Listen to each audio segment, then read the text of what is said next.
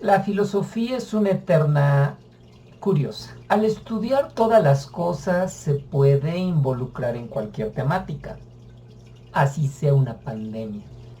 Desde diciembre del año pasado, ya un filósofo importante del ámbito político, Giorgio Agamben, había escrito un artículo suspicaz criticando una sobrereacción en torno a una gripilla que iba a permitirle a un Estado controlador ejercer ciertas políticas abusivas. Sorpresa que ahorita se ha de llevar a Agamben. Inició la discusión sobre este tema.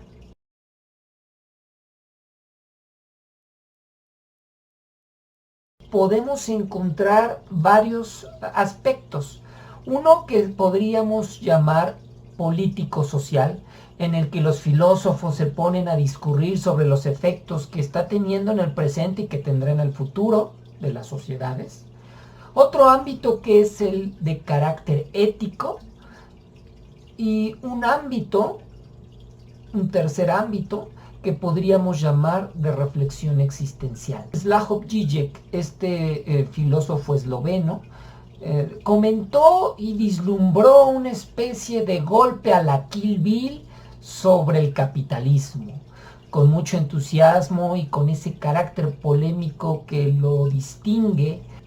Pronosticó una transformación social que al final de este evento supuestamente desmontará el mundo capitalista que hoy conocemos.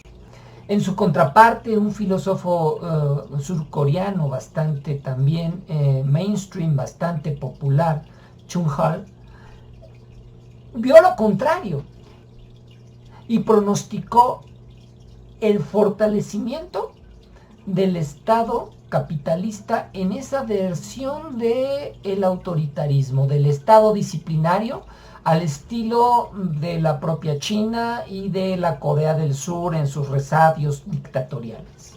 Otras voces como la del filósofo francés Jean-Luc Nancy llegan a decir que en esta epidemia lo que nos puede salvar de esta especie de totalitarismo político es tal vez una solución técnica, bajo el riesgo de que en un momento nos enfrentemos a una especie de totalitarismo también científico, pero que es en la propia ciencia y en la propia técnica donde se puede encontrar la solución a esta pandemia.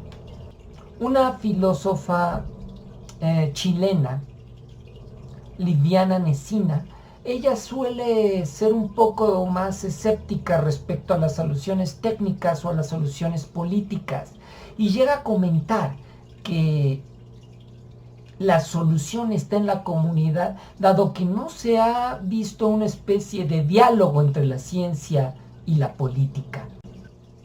Incluso hay algún autor español, José Luis Villacaña, que nos comenta que a lo único que ahorita nos podemos asir es al Estado. Si no hiciéramos esto, caeríamos en una especie de barbarie que por esta tendencia evolutiva a la supervivencia de los individuos e incluso de las naciones, nos llevaría a una visión que si hablábamos de películas hace rato como Kill Bill, tal vez entonces podríamos llegar nosotros al Mad Max. Algunas de estas lecturas tratan de dar una solución y otras tratan de dar un pronóstico. El segundo rubro, el de carácter ético, tiene dos grandes bastiones. Uno podríamos circunscribirlo al de la crítica ética social, que nos ha mostrado que esta pandemia no se vive igual entre pobres y ricos, que ya hay unas brechas tales en la sociedad que ni siquiera en la tragedia todos podemos vivirla igual, y que la igualdad de oportunidades para la supervivencia no es la misma, a pesar de lo democratizador que es este virus atacando a pobres y ricos. También la bioética ha tenido un papel central en la pandemia. Fue muy escandaloso este manual que privilegiaba la mayor cantidad de años de vida por vivir sobre la vida de las personas en edad avanzada. El dilema ético es bien complicado. Tal vez parezca injusto considerar darle un respirador a una persona joven pero irresponsable que violó la pandemia y privar de esta a una persona vieja que a pesar de cuidarse se contagió del virus y también necesitaría de un respirador. Pero el criterio de responsabilidad versus irresponsabilidad, de asignarle un respirador a la persona más responsable, no permitiría determinar con claridad quién lo es. Bien decía el filósofo argentino-mexicano Enrique Dussel, la humanidad jamás se había topado con una pandemia así, porque nunca la humanidad había estado tan interconectada, pero tampoco la humanidad antes había estado tan tecnologizada. El tercer rubro de las reflexiones filosóficas que se han ofrecido en torno a la pandemia tiene que ver con el ámbito existencial. Pensar nuestra mortalidad ante el posible riesgo de morir. Y entonces la pregunta es sobre el sentido de la vida y lo que hemos hecho para vivirla. Desde estos tres rubros la filosofía ha sido partícipe de la reflexión en torno a la pandemia. Pero también he de decirles que la filosofía ha sufrido las fake news de la pandemia. Hay un filósofo muy popular norteamericano, Noam Chomsky, que fue víctima de ellas. Y se le atribuyó falsamente la acusación de que el virus había sido provocado por los Estados Unidos deliberadamente para atacar a China.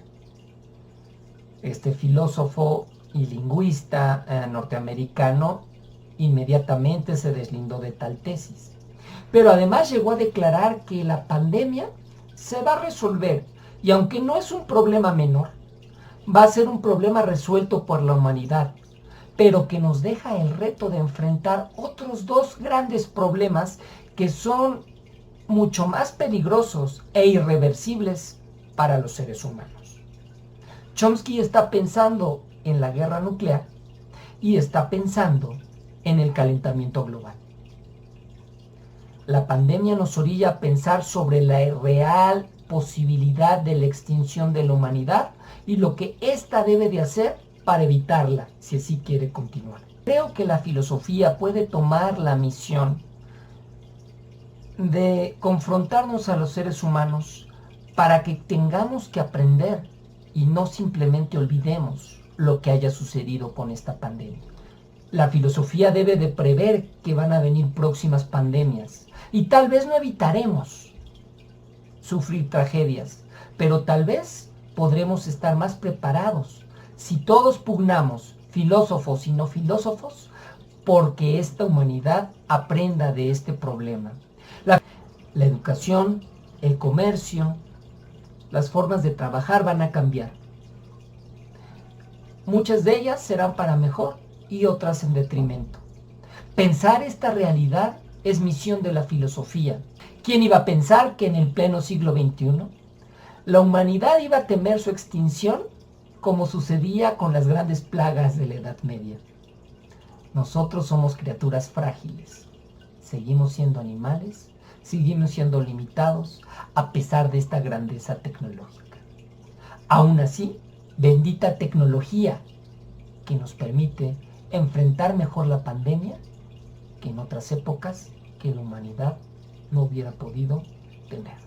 Bendita enajenación pandémica que nos ha obligado a repensar tantas cosas, porque si con esto logramos tener soluciones efectivas, podremos llegar a una humanidad mejor, o bien enfrentar los riesgos de una extinción, que bien decía Chomsky, si no hacemos los cambios, nos alcanzará.